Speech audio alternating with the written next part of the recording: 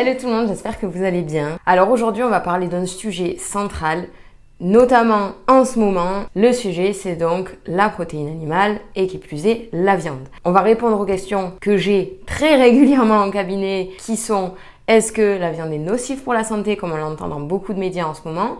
Est-ce que on peut manger sans viande du tout?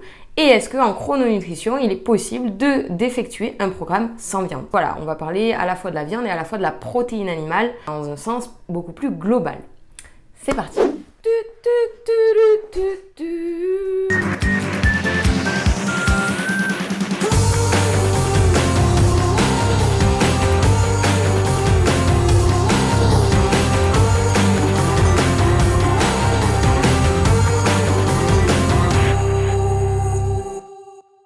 Alors, donc comme d'habitude, je n'ai absolument pas structuré ma vidéo, donc je vais essayer de la séquencer par questions. Donc la première question à laquelle il est ultra important de répondre, c'est surtout: est-ce que la viande donne le cancer?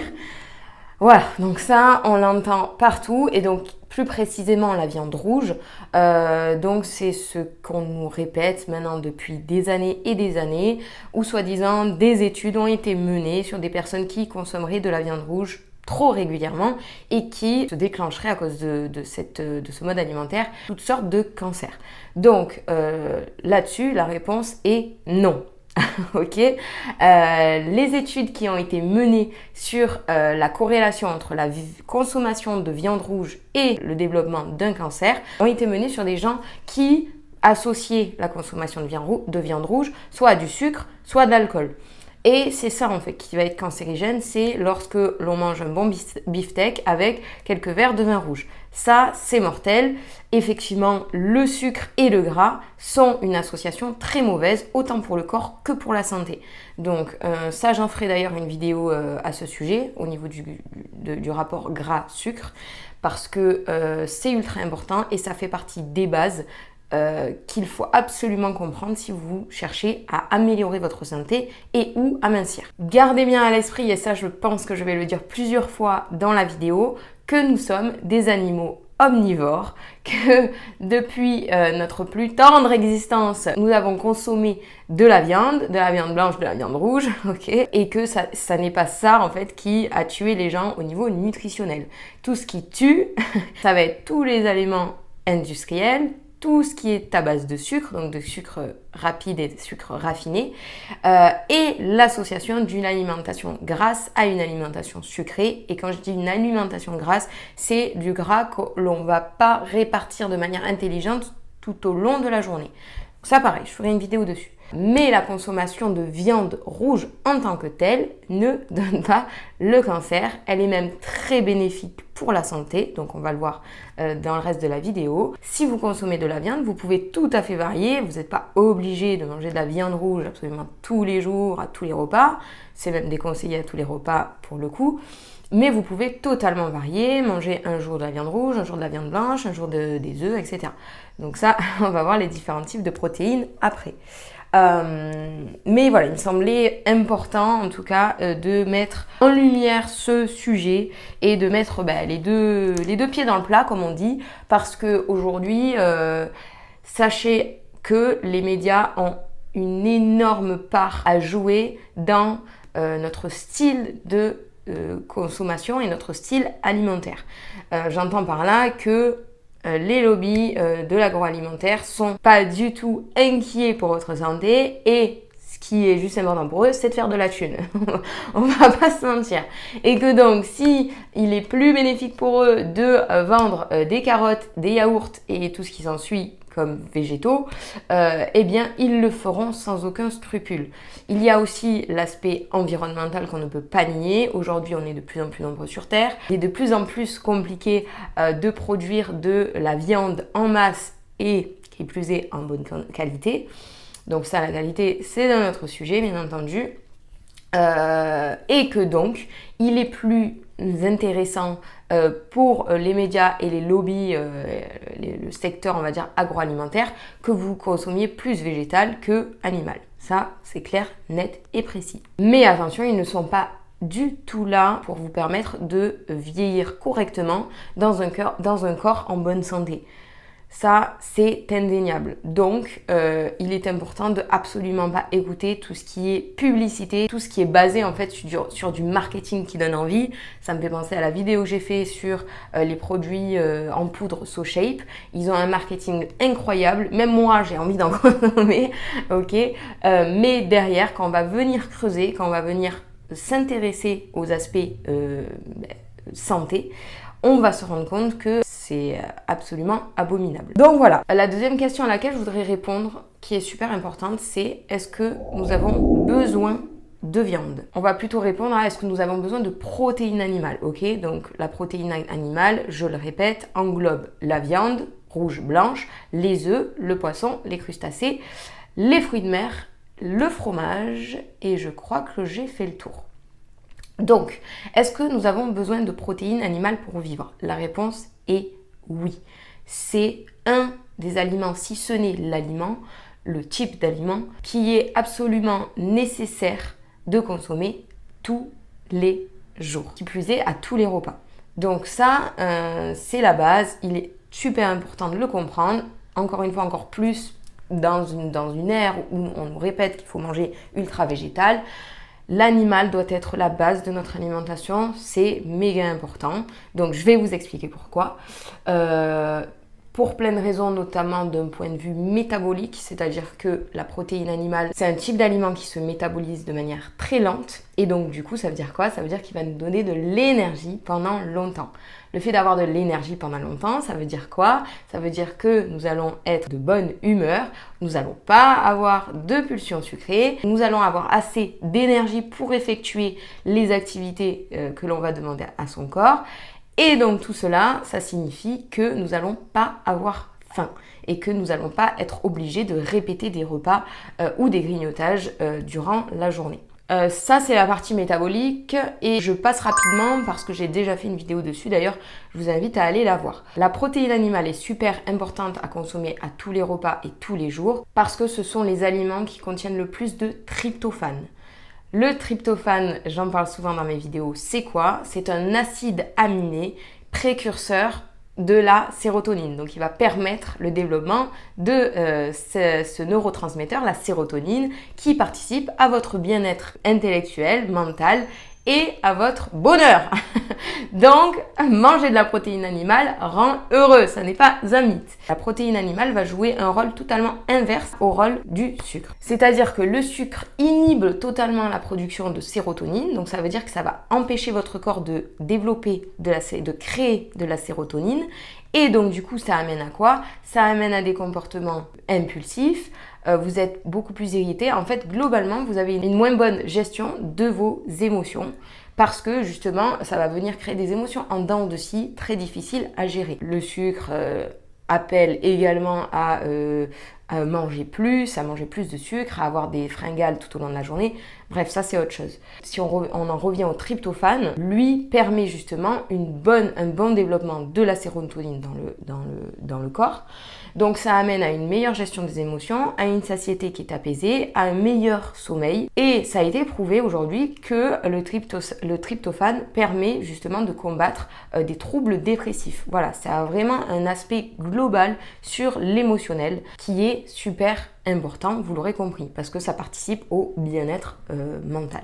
Le dernier point que je voulais dire sur le tryptophane, et ça c'est méconnu et donc c'est super important à intégrer, c'est que le tryptophane, donc je le rappelle, qui est un acide aminé essentiel pour l'organisme et qui se trouve principalement dans les produits animaux, peut se transformer en sucre, en lipides, en protéines. Donc ça veut dire quoi? Ça veut dire que le tryptophane se transforme en élément alimentaire dont votre corps a besoin. S'il a besoin à ce moment-là de plus de protéines, il va se transformer en protéines.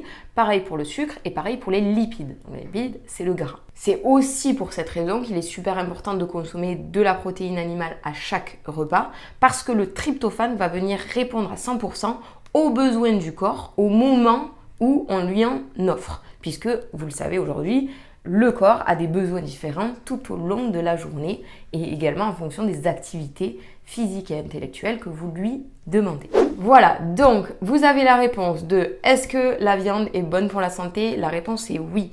Est-ce que la protéine animale est importante à consommer tous les jours et à tous les repas? La réponse est oui. La troisième question à laquelle je voulais répondre, c'est est-ce que nous sommes obligés de manger de la viande en chrononutrition? Donc la réponse est non, mais. La réponse est non dans le sens où moi j'ai plein de clientes, j'ai dit clientes naturellement, mais voilà, généralement c'est plutôt des femmes. J'ai plein de clientes qui sont végétariennes, ok, donc ils ne vont pas consommer ni de viande blanche ni de viande rouge, mais qui vont consommer tous les autres éléments protéines animales que j'ai cités tout à l'heure, fromage, poisson, crustacés, fruits de mer et œufs. Voilà, donc ces 5 protéines animales-là peuvent substituer à une consommation de viande quotidienne. Je dis bien peuvent parce qu'il y a quand même pas mal de docteurs nutritionnistes aujourd'hui qui déconseillent malgré tout de ne plus du tout consommer de viande parce que la viande quand même apporte de très bons gras. Notamment la viande rouge apporte par exemple du gras monosaturé c'est un des gras les mieux assimilés par le corps. Donc c'est quand même bien de ne pas totalement se couper de la consommation de protéines animales. Après, d'un point de vue éthique ou d'un point de vue goût, j'ai beaucoup de clientes qui ne veulent plus du tout en consommer et je respecte totalement leur choix. Donc avec le docteur, on va créer des programmes végétariens à base du reste de protéines animales qui permettent de compenser, on va dire, la non-consommation de viande. Donc c'est pour ça que c'est totalement possible de manger chrono sans viande. Ça, c'est ultra important parce qu'il y en a qui m'ont dit « Mais Meryl, moi je suis pas venue vous voir de suite parce que je pensais qu'il fallait absolument manger de la viande matin, midi, soir, nuit et donc c'était pas possible pour moi. » Non, non, non, vous inquiétez pas. Globalement, sauf si vous ne mangez vraiment aucune protéine animale, ce qui est dangereux entre parenthèses pour votre santé et que nous, on déconseille totalement en chrononutrition, sauf dans ce genre de cas extrême, j'arrive toujours à trouver des alternatives qui peuvent débloquer des problématiques que vous pouvez rencontrer en chrononutrition et c'est totalement le but de venir voir un coach en chrononutrition, c'est de venir adapter et de venir trouver un compromis entre la chrononutrition pure et dure et votre façon de faire actuelle, vos choix, vos goûts. Bref, où j'en étais? Parenthèse, la vidéo devait durer 5 minutes. Je pense que là, ça fait déjà un quart d'heure que je parle, moi, 20 minutes. Donc vous le ressentirez peut-être pas comme ça là, au montage parce que j'essaie de faire justement des montages ultra dynamiques pour pas que vous vous ennuyiez. Mais une fois que je commence, je ne m'arrête plus. Voilà, c'est ça quand on est passionné par son sujet. Donc la question c'était... Oui, donc la question, je pense que j'y ai répondu. Ça y est, j'ai trouvé. Est-ce qu'on est obligé de consommer de la viande tous les jours en chrononutrition? La réponse est non si vous arrivez à la substituer par d'autres protéines animales, sachant que la protéine animale ne peut pas être remplacée par les protéines végétales. Ça, il faut que ça rentre dans la tête. Ça n'est pas pareil. C'est comme si vous me disiez, Meryl, je mange pas de carottes, mais je mange des pommes de terre. C'est bien que tu manges des pommes de terre, mais en soi, c'est pas pareil, c'est pas un légume, ça t'apporte pas les mêmes nutriments, ça n'a rien à voir. Donc, ok, c'est pas du tout remplaçable en fait. Les acides aminés que contiennent les protéines végétales ne sont pas du tout assimilés par le corps de la même manière que les protéines animales, d'autant que le tryptophane, le fameux tryptophane dont maintenant vous connaissez la définition et qui est primordial dans une bonne santé, n'est que très peu présent dans la protéine végétale. Le dernier point que je voulais aborder, qui n'est pas le plus important, bien que ça permet de nuancer tout ce que je viens de dire en fait dans la vidéo et ça c'est important. C'est du coup, Meryl, tu m'as dit que je pouvais manger de la protéine animale à tous les repas, tous les jours. Donc génial, en fait, je vais manger du fromage le soir, de la viande rouge le soir, des sardines le midi. Et vous aurez raison, parce que pour l'instant, je n'ai pas fait cette précision, ok?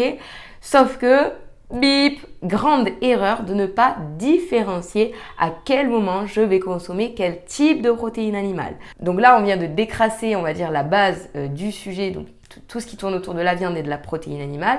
Là, on va rentrer dans un peu plus de précision. Oui, il faut manger de la protéine animale tous les jours. Oui, il faut manger de la protéine animale à tous les repas.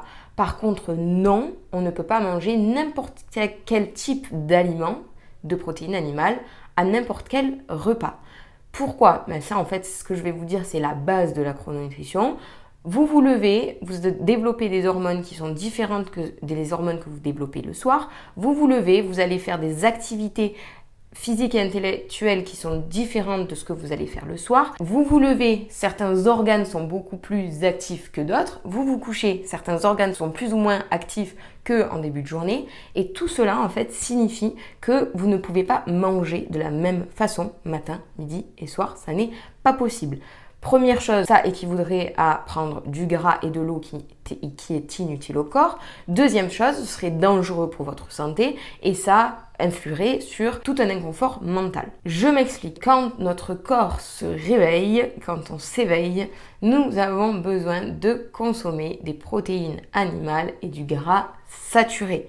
Donc c'est à ce moment-là où il faut consommer du fromage. C'est super important et c'est d'ailleurs le seul moment où on peut consommer du fromage sans prendre le risque de grossir notamment. C'est que le fromage représente un gras saturé super précieux qui va nous donner de l'énergie sur du long terme, voire sur toute la journée, qui va nous permettre de réduire notre satiété sur du long terme, voire sur toute la journée. Le fromage met 12 heures à se métaboliser, donc ça veut dire qu'il va avoir un impact énergique sur toute la journée, et donc pour toutes ces raisons, il faut le consommer le matin. Vous l'avez compris, si vous le consommez le soir pour le coup, oui c'est de la protéine animale comme je vous en ai parlé, mais le corps n'aura pas le temps de le métaboliser avant que vous vous couchiez et risque donc de le stocker et de le stocker en gras indésirable. Le midi, le corps a besoin de gras monosaturés, donc c'est pour ça qu'on va réserver plutôt au niveau de la protéine animale, on va réserver plutôt ici de la viande, pour ceux qui consomment de la viande.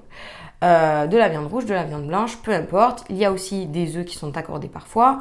Tout ça, ça va être de la protéine animale qui est encore grasse, qui donc c'est du gras monosaturé, qui est encore grasse et qui donc c'est ce gras qui va nous permettre d'avoir de l'énergie. Ça, il faut bien se rendre compte, et je le répète tout le temps, le gras est notre allié en nutrition. Le pire ennemi, c'est le sucre ou l'association gras-sucre. C'est en aucun cas le gras seul. Voilà, donc ça c'est important à le saisir parce que le gras va permettre d'augmenter notre métabolisme, va permettre de l'accélérer. Je vous renvoie encore une fois à la vidéo sur le métabolisme et c'est ce métabolisme accéléré qui va vous permettre de perdre du gras. Donc, si vous consommez que des choux-fleurs à l'eau, votre métabolisme va se ralentir et aujourd'hui, j'ai plein de femmes qui sont sous-nutries, qui viennent me voir en cabinet, qui me disent « Mais Myriel, je ne comprends pas, je ne mange rien et je prends du poids. » Et je leur dis « Mais madame, c'est totalement normal, ok ?» Donc là, après, il y a une rééducation qui se fait au niveau connaissances nutritionnelles et je suis là pour ça. Bref. Du coup, ce que je voulais dire, oui, donc à ce moment-là de la journée, au moment du déjeuner, votre corps a encore besoin d'énergie parce que là, vous allez vous coucher seulement dans 10 à 11 heures. Donc du coup, pendant 10 à 11 heures, votre corps nécessite de l'énergie qu'il va venir puiser dans le gras. Et donc du coup, à ce moment-là, on va plutôt manger du gras monosaturé qu'offrent la viande rouge et la viande blanche. Et les œufs. Et enfin, nous arrivons au soir, donc au dîner, où le corps n'a plus la capacité ni le temps de métaboliser et de gérer une alimentation très grasse, très sucrée, etc. Ce qui veut dire que nous devons consommer des gras polyinsaturés qui sont très facilement et très rapidement assimilables par le corps. Le gras polyinsaturé se retrouve dans toutes les protéines animales suivantes, le poisson, les fruits de mer, les crustacés, basta, ok? Donc ça, vous pouvez en consommer 3 kilos si ça vous chante et que vous avez faim. Votre corps les assimilera totalement et il n'y aura aucun impact sur votre santé ou votre perte de gras ou en tout cas votre stabilisation du poids actuel. Je vais boire un coup d'eau. Hydratez-vous, c'est très important, ok? Je crois que j'ai fait le tour. Je suis plutôt fière de moi parce que j'ai l'impression que ma vidéo est plutôt bien structurée, alors que j'avais quasiment pas pris de notes et que je n'avais absolument pas préparé mes petits chapitres. Donc c'est bien, je m'améliore.